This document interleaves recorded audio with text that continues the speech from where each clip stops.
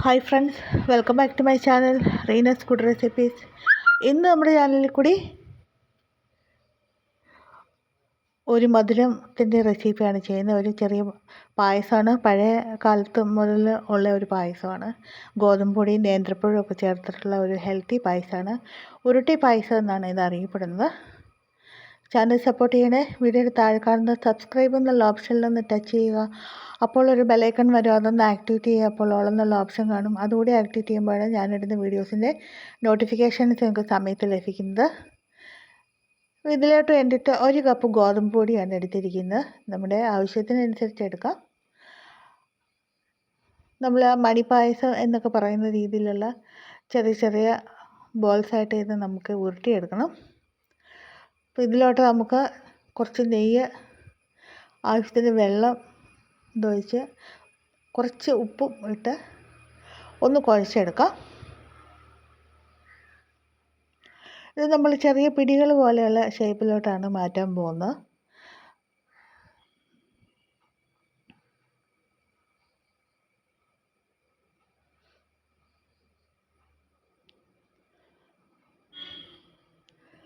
എല്ലാം ഒന്ന് കുഴച്ചെടുക്കാം.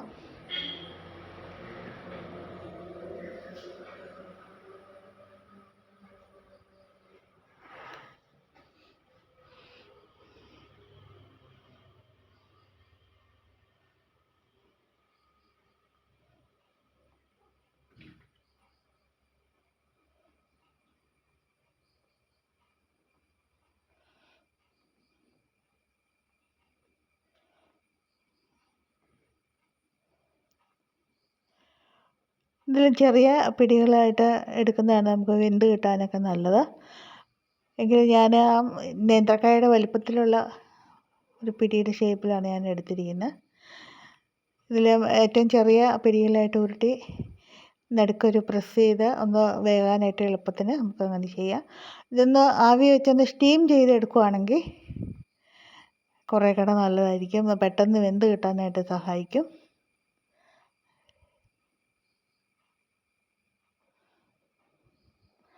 നടുവൊന്ന് പ്രസ് ചെയ്ത് നമ്മൾ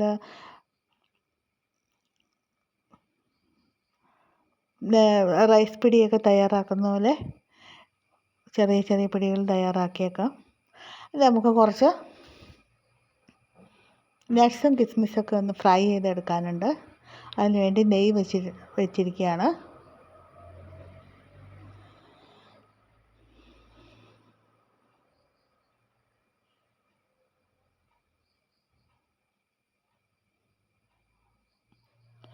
നമുക്ക് ആ നെയ്യിലോട്ട് തന്നെ കുറച്ച് നേന്ത്രപ്പഴം കട്ട് ചെയ്ത്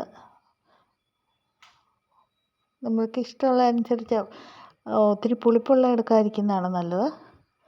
അതൊന്ന് നെയ്യിൽ വറുത്ത് മാറ്റിയിട്ടുണ്ട്. ഇനി നമുക്ക് ഇതിലേക്ക് ആവശ്യമായിട്ടുള്ള ശർക്കര ചേർക്കാം.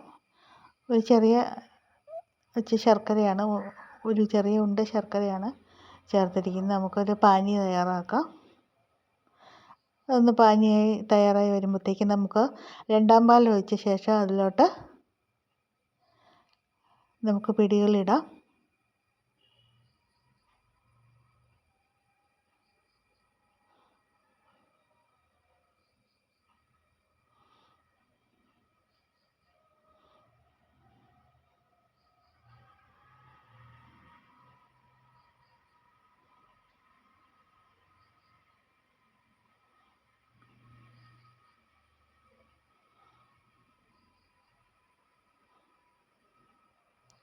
പിടികളെല്ലാം വെന്ത് വന്നതിന് ശേഷം നമുക്ക് അതിലോട്ട്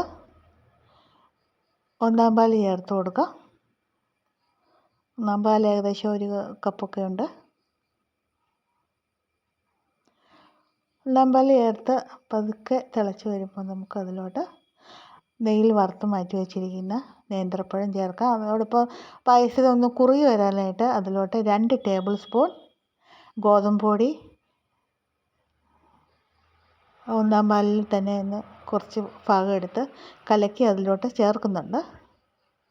അല്ലെങ്കിൽ നമുക്ക് പായസത്തിനൊരു കൊഴുപ്പ് കിട്ടത്തില്ല. ചവ്വരി വേവിച്ചും വേണമെങ്കിൽ ചേർക്കാം.